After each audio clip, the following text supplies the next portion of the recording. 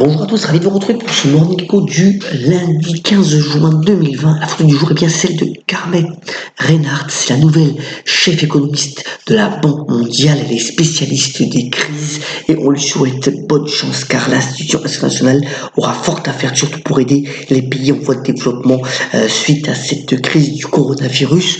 Tout ceci dans un contexte où vendredi, on a eu un rebond technique des marchés après la journée noire de jeudi dernier. Vous voyez que les marchés américains ont progressé, même si ce matin, eh bien, cela rebaisse assez fortement dans les transactions en futur. Le pétrole aussi, après avoir touché donc les 40 dollars, rebaisse. Alors, on parle de plus en plus d'une fameuse reprise en W. On pensait que la reprise était plutôt en V, c'est-à-dire qu'après la forte chute de l'activité, eh bien, finalement, ça se reprend. Alors, pour le moment, effectivement, le graphique de gauche relayé par le Wall Street Journal ce matin démontre qu'il y a une fréquentation à la hausse dans les magasins, notamment aux États-Unis, mais dans le même temps, bien, vous voyez, c'est montré par l'agence Bloomberg ce matin, un tiers des emplois perdus pendant le confinement, eh bien, ne pourraient ne pas être de nouveau alloués, freinant donc cette reprise et mettant en perspective plutôt donc une reprise forte de l'activité quelques semaines et puis une décélération de nouveau. Donc c'est une affaire vraiment à suivre. Alors pour le moment, vous avez vu que hier soir, l'intervention d'Emmanuel Macron donc à la télévision, et plutôt, l'ambition, c'est plutôt d'accélérer la reprise, de reprendre véritablement le travail avec plus de décentralisation, une économie plus verte, et c'est véritablement la bataille économique qui est engagée. Alors, beaucoup de volontarisme, on verra si cela se traduit par des actes concrets, en tous les cas au niveau des prêts garantis à l'État, comme le montre ce matin finalement les Échos. On voit que ça a été quand même assez disséminé par secteur, quand même concentré une fois encore en Île-de-France au niveau de ces prêts garantis par notamment les différentes banques françaises, les banques étrangères étant plutôt absentes de ce dispositif. Voilà, c'est un activisme, en tous les cas au niveau de la volonté politique.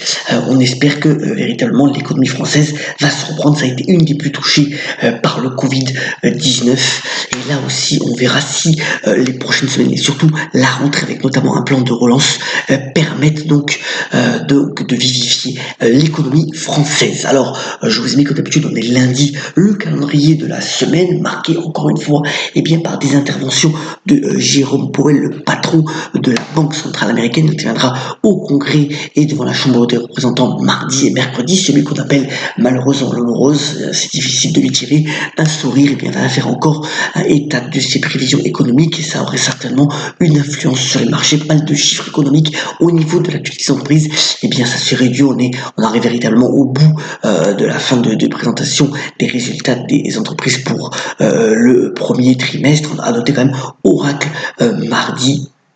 Et puis encore quelques chiffres d'ici donc la fin de cette semaine. Alors venons-en à l'actualité des sociétés. D'abord, c'est la consécration pour Téléperformance. On en avait parlé il y a quelques jours. C'est officiel. Donc Téléperformance, le spécialiste donc des call centers, donc dirigé par Daniel Julien, va remplacer Sodexo au sein du CAC 40. C'est une belle boîte avec une marge opérationnelle supérieure à 20%. Et voilà donc son entrée dans le CAC, c'est véritablement une bonne nouvelle et ça permet finalement à l'indice parisien de devenir un peu plus technologique.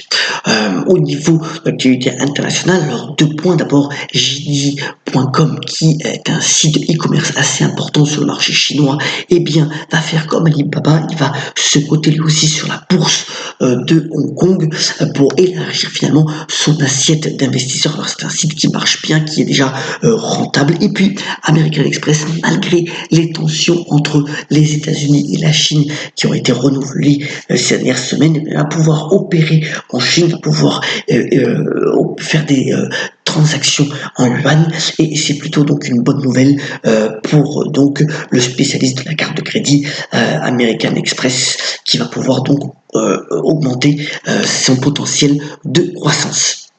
Au niveau de l'actualité aussi des entreprises en fusion-acquisition, eh bien, VF Group, on en parle, c'est un groupe d'équipements sportifs, notamment avec les marques Vans, mais aussi Timberland, focalisé sur le lifestyle, eh bien, est à l'affût d'acquisition et que après son point haut de son dollar établi à la fin de l'année dernière, eh bien, VF Group a plutôt baissé, mais c'est un groupe qui a une bonne trésorerie, un beau bilan et qui est donc à l'affût de nouvelles acquisitions. Et puis, dans le domaine de l'animation, AT&T pourrait vendre la division jeux donc de Warner Bros qu'il avait acquis l'an dernier, le groupe en entier. Alors voilà, la division Games, c'est 4 milliards de dollars et déjà Take-Two Interactive, mais aussi Electronic Arts, donc deux spécialistes de l'édition de jeux vidéo, sont à l'affût éventuellement pour reprendre cette filiale qui augmenterait leur portefeuille de jeux à proposer. Et puisqu'on est dans l'animation, eh bien, à partir d'aujourd'hui, en ligne, malheureusement, mais ça leur permet de ne pas regarder, de ne pas guetter les affres de la météo, eh bien, c'est le festival d'animation d'Annecy. Alors, c'est un gros festival, il va durer sur 15 jours. La majorité des films seront proposés en ligne sur la plateforme. Il y a aussi un marché parallèle, bien entendu, du film d'animation, donc c'est aussi du business, et ça va durer donc pendant 15 jours. C'est le 60e anniversaire. On vous souhaite beaucoup de chance et beaucoup d'audience, en tous les cas numérique, pour ce beau festival d'animation. Il y aura notamment Petit Vampire de Johannes Farr qui sera présenté et disponible sur la plateforme si cela vous intéresse. On termine ce Mon Écho en vous souhaitant une très bonne semaine et par une citation du regretté Guy Bedos qui est parti il y a peu, qui a notamment déclaré « Je vais bien et si tout le monde allait aussi bien que moi, j'irais beaucoup mieux ». Très bonne journée et très bonne semaine à tous et à toutes et on se retrouve très prochainement pour un Mon Écho. À très vite.